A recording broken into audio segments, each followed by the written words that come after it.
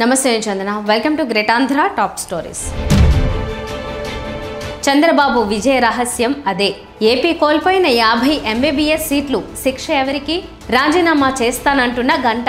YCP ట్రాప్లో comrades నిజమేనా? ముఖ్యమంత్రి నారా చంద్రబాబు నాయుడు తెలుగు రాజకీయాల్లో 4 దశాబ్దాలకు పైగా క్రియాశీలక పాత్ర పోషిస్తున్నారు. రాజకీయాల్లో గెలుపోటములు సహజం. ఒక ఓటమితో రాజకీయంగా కనుమరుగైన నాయకులెందరో ఉన్నారు. కానీ ఓటమి సంభవించినప్పుడు తట్టుకునే నిలబడితేనే కొంతకాలం రాణించగలుగుతారు. సీఎంగా, ప్రతిపక్ష నాయకుడిగా చంద్రబాబు అనేక రాజకీయ పాత్రల్ని పోషించారు. అనువుగాని సమయంలో అధికులం కాదనే వాస్తవాన్ని గ్రహించడంతో పాటు అందుకు తగ్గట్టు వినయంగా నడుచుకోవడంలోనే చంద్రబాబు విజయ రహస్యం దాగి ఉంది. రాజకీయ ప్రత్యర్థులకు చంద్రబాబు పంథ యూటర్న్గా కనిపించవచ్చు. కానీ అలాంటి విమర్శల్ని చంద్రబాబు అసలు పట్టించుకోరు. విమర్శించిన నోటితో ఆయన ప్రశంసించగలరు. తిరస్కరించిన చేతులతోనే ఆయన అక్కున చేర్చుకోగలరు. ఇదే చంద్రబాబు విధానం. ప్రధాని మోదీని చంద్రబాబు ఏ స్థాయిలో విమర్శించారో ప్రత్యేకంగా చెప్పాల్సిన పని లేదు. గుజరాత్ మారణ హోమం సందర్భంలో ఆయన్ను సీఎంగా తప్పించాలని నాటి ప్రధాని వాజ్పేయిపై చంద్రబాబు గట్టిగా ఒత్తిడి తీసుకొచ్చారు. అలాగే మోదీని హైదరాబాద్లో అడుగు పెట్టనివ్వనని హెచ్చరించారు. ఆ తర్వాత అదే మోదీ రాజకీయంగా బీజేపీలో తిరుగులేని శక్తిగా రూపాంతరం చెందారు. 2014లో దేశవ్యాప్తంగా మోదీ నామస్మరణ చేస్తున్నారని ఆయన పసిగట్టారు. ఆ ఎన్నికల్లో బీజేపీతో పొత్తు పెట్టుకుని మోదీని పొగడ్తలతో ముంచెత్తారు. ఆ తర్వాత 4 ఏళ్లకు మోదీపై వ్యతిరేకత ఉందని భావించారు. దీంతో మోదీ సర్కార్తో రాజకీయంగా చంద్రబాబు తెగతింపులు చేసుకున్నారు. 2019 ఎన్నికల ప్రచారంలో మోదీని తిట్టంటూ లేదు. అయితే మళ్లీ కేంద్రంలో మోదీనే అధికారంలోకి రావడంతో చంద్రబాబు నిర్ణయం మార్చుకున్నారు.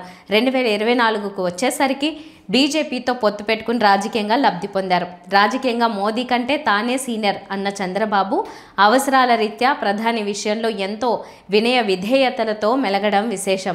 తాజాగా పుట్టపర్తి పర్యటనకు మోదీ వచ్చారు.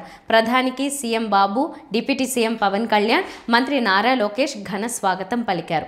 ఈ సందర్భంగా అత్యంత సీనియర్ నాయకుడు, ముఖ్యమంత్రి అయిన చంద్రబాబు దాదాపు నేలకు తాకేంతగా వంగి మరీ ప్రధానికి స్వాగతం పలకడం గమనార్హం.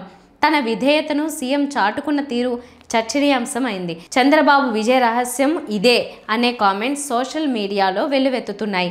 అవసరమైతే సీనియారిటీ, హోదాను పక్కన పెట్టి ఎదుటి వాళ్ల మనసు చొరగొనడంలో చంద్రబాబు విజయవంతం అవుతారనేందుకు ఇదే నిదర్శనమని ఆయన స్వాగత ఫోటోపై మాట్లాడుకునే పరిస్థితి.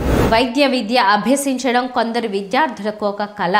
పాలకుల ముందు చూపులేని కారణంగా ఆంధ్రప్రదేశ్లో ఉచితంగా వైద్య విద్య అభ్యసించడం గగనమైంది.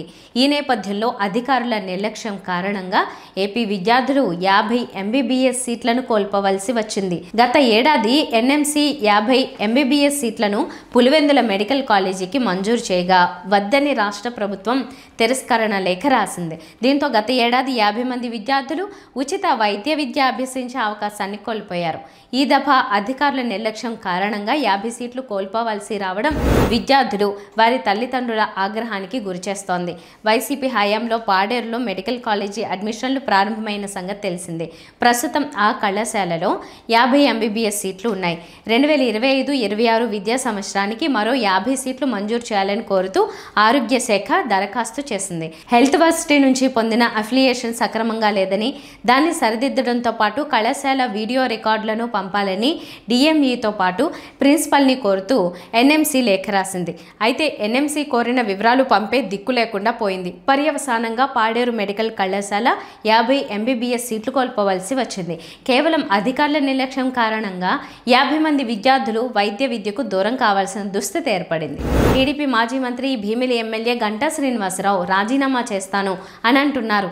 అయితే అది విపక్ష వైసీపీకి సవాల్గా ఆయన చేస్తూ చెప్పిన మాట. ఏపీకి ఒక్క ప్రాజెక్ట్ అయినా తెచ్చి పూర్తి చేసి ప్రారంభించినది తనకు చూపిస్తే తాను ఎమ్మెల్యే పదవికి రాజీనామా చేస్తాను అని ఆయన అంటున్నారు. పెట్టుబడులన్నీ బాబు హయాంలోనే వచ్చాయని, వైసీపీ పాలనలో అన్నీ తరిమివేశారని ఆయన విమర్శిస్తున్నారు. లక్షల కోట్ల పెట్టుబడులు విశాఖ సదస్సు ద్వారా వచ్చాయని ఆయన చెప్తున్నారు.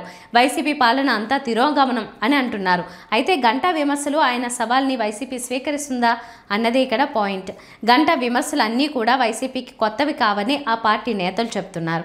తమ హయాంలో ఏమి తెచ్చామో ఎన్నోసార్లు వివరించామని, ఇప్పుడు గ్రౌండ్ అవుతున్న అనేక ప్రాజెక్టులు తమవే అని వారు అంటున్నారు.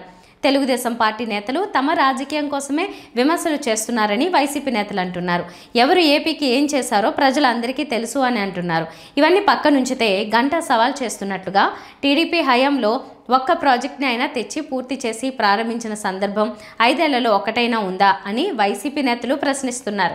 వామపక్షాలు ఎప్పుడూ ప్రజా ఉద్యమాల్లో ఉంటారు. కర్షక కార్మిక ప్రజా సమస్యల మీద వారు అనునిత్యం పోరాడుతూ ఉంటారు.